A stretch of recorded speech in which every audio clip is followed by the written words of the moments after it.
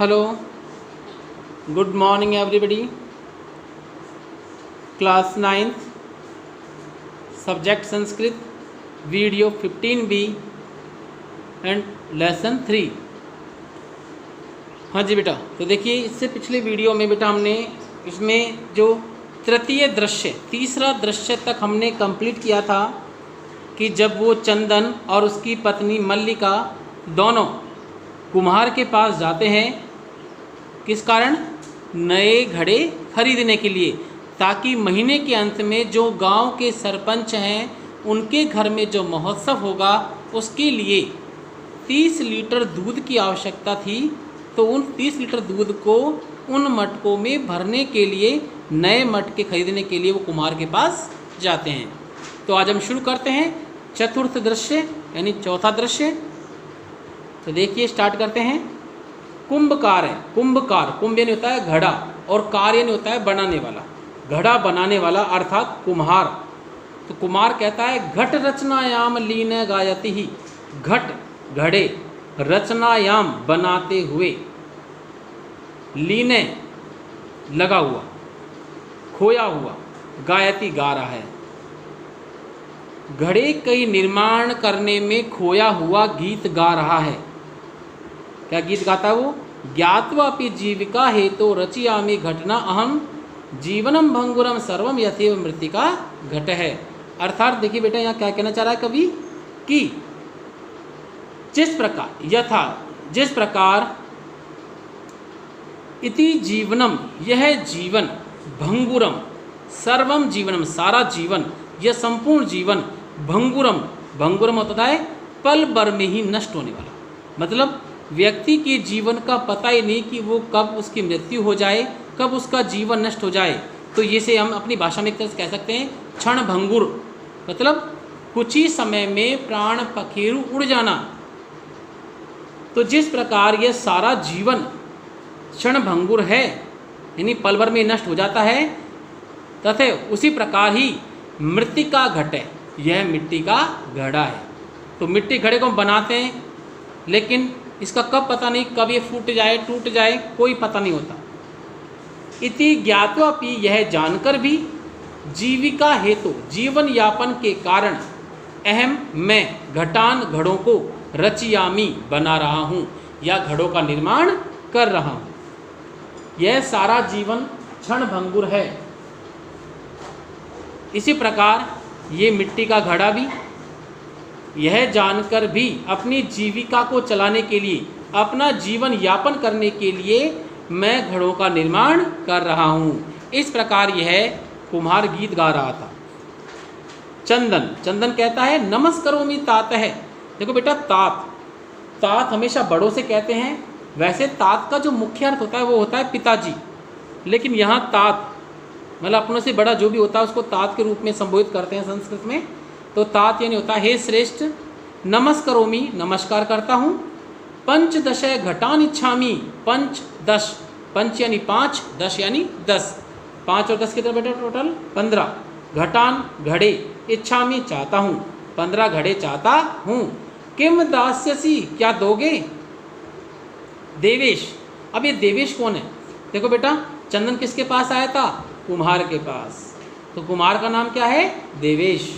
कथम ने, क्यों नहीं? विक्रयणा एव एते, एते ये सब, विक्रयणाय एव बेचने के लिए ही तो हैं, ये सब बेचने के लिए ही तो हैं। ग्रहण घटान, घटान है घड़ों को, ग्रहण ग्रहण करो, ले लो।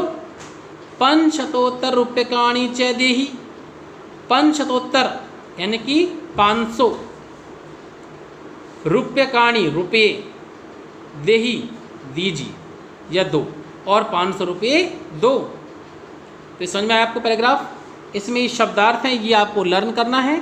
इसके बाद ये संदर्भ काट के आपको क्या लिखना है? सहप्रसंग लिखना है कि प्रस्तुत नाट्यांश हमारी पाठ्यपुस्तक श्यामोशी के गोदोहन पाठ से उद्धृत है, और यह पाठ श्री कृष्णचंद्र त्रिपाठी महोदय द्वारा रचित एकांकी संग्रह चतुर्व्यूहम से संकलित है। यहाँ तक ये आप सहप्रसंग लिखोगे, इसके बाद आप हिंदी अर्थ लिखोगे, और ये आप कार्य करना है आपको HW कॉपी में। ठीक है बेटा? इसके बाद में हम, हाँ जी बेटा, फिर देखिए इसमें अवबोधन कार्य है इसे मैंने आपको पहले ही बता चुका हूँ कि एक पद में उत्तर दीजिए, पूर्ण वाक्य में उत्तर दीजिए और निर्देश के अनुसार उत्तर दीजिए। इनको आपको पढ़ना है क्योंकि ये हर गद्यांश के अंदर, इस नाट्यांश के प्रत्येक भाग के अंदर से ये मुख्य क्वेश्चन पूछे जाते हैं जो यहाँ आपको बताया जा रहा है। तो ये आपको घर से पढ़ना भी है, ठीक है बेटा। तो मैंने यहाँ लर्न लिख दिया है, लर्न करना है आपको। इसके बाद हम अगले पैराग्राफ की बात करते हैं, पॉइंट नंबर 10।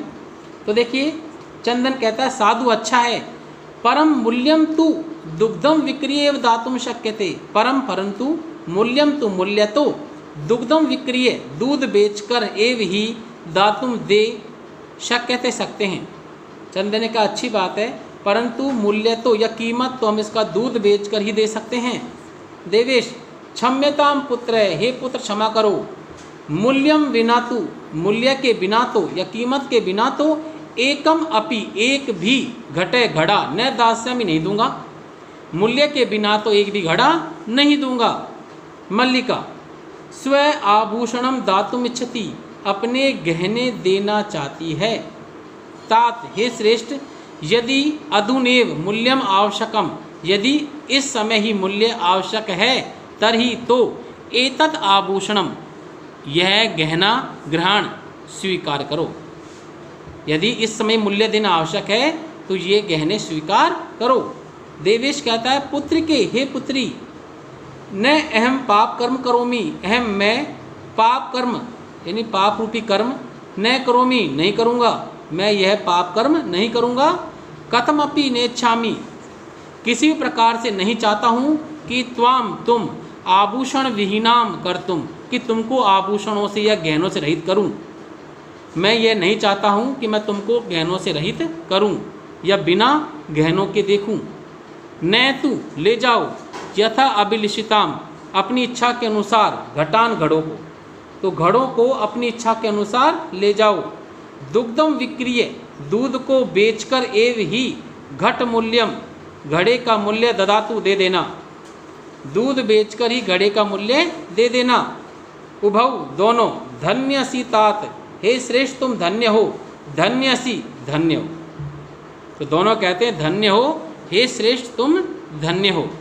तो ये पैराग्राफ समझ में आया आपको बेटा। इसके अंतर्गत भी वही शब्दार्थ आपको लर्न करना है और शब्दार्थ के बाद में फिर वही सह प्रसंग है, संदर्भ काटेंगे, सह प्रसंग लिखेंगे कि प्रस्तुत नाट्यांश हमारी पाठ्यपुस्तक श्यामुषी के गोदोहनम पाठ से उद्धृत है। यह पाठ श्री कृष्णचंद्र त्रिपाठी महोदय के द्वारा रचित एकांकी संग्रह चतुर्व्यूह से संकलित है। फिर हिंदी अनुवाद है, ये कंप्लीट करेंगे, इसको करना है होमवर्क कॉपी में। और फिर इसके बाद में अवबोधन कार्य है। अवबोधन कार्य ये आपको एक पद में उत्तर दीजिए, पूर्ण वाक्य में उत्तर दीजिए। और इसके बाद देखो बेटा,